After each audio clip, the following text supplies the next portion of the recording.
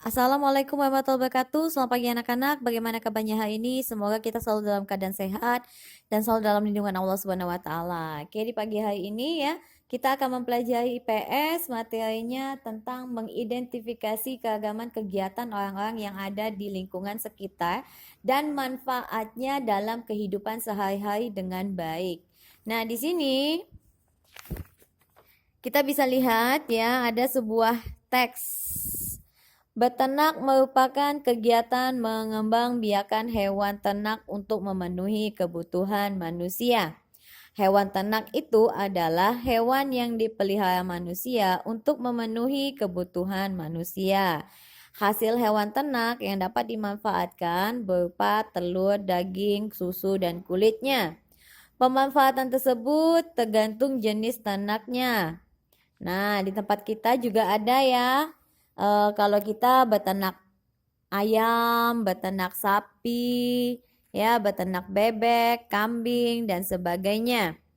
Jadi kalau kita pernah melihat kegiatan tersebut, ya kayaknya sudah biasa ya kalau beternak ayam ya.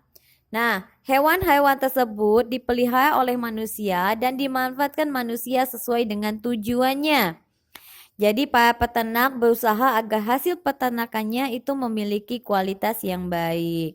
Jadi kalau semakin baik kualitas ternaknya, berarti semakin bagus juga daging ya yang dihasilkan, atau telur yang dihasilkan, atau susu yang dihasilkan, dan kita pun akan sehat dengan mengkonsumsinya.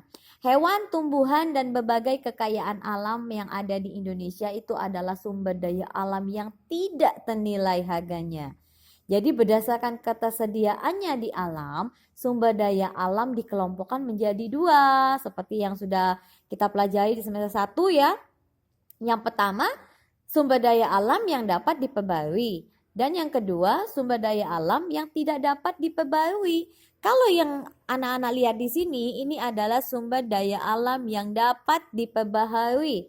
Tapi yang ada juga nih yang tidak dapat diperbarui, ya. Jadi sumber daya alam yang dapat diperbarui itu adalah sumber daya yang tidak akan habis walaupun digunakan terus-menerus. Walaupun ayam yang dipotong itu setiap hari ya, tapi tetap dia tidak akan habis-habisnya.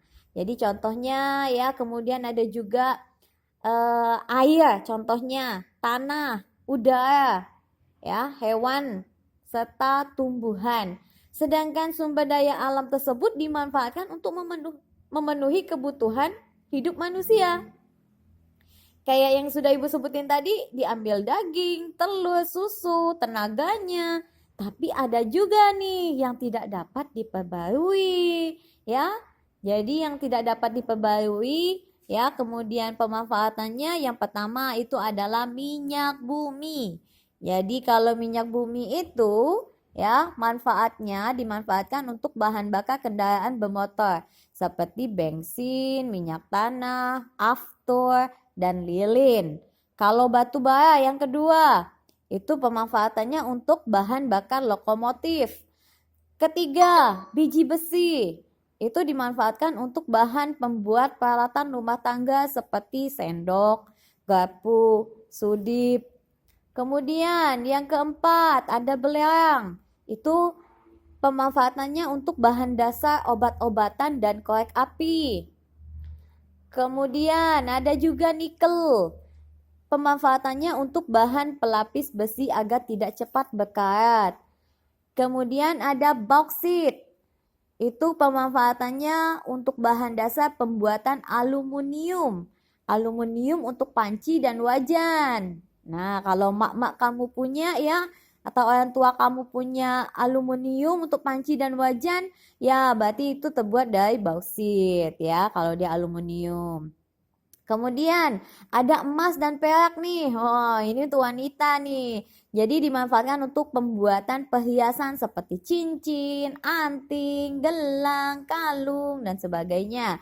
Ada juga gas alam. Nah, pemanfaatannya untuk bahan bakar untuk kompor gas. Jadi kalau nggak ada gas zaman sekarang ini itu biasanya ibu-ibu agak susah ya, karena kayu itu sudah agak sulit. Jadi kalau nggak ada gas itu biasanya anti kita ya. Oke, sampai di sini pelajaran kita ya, dan selamat belajar. Sampai jumpa.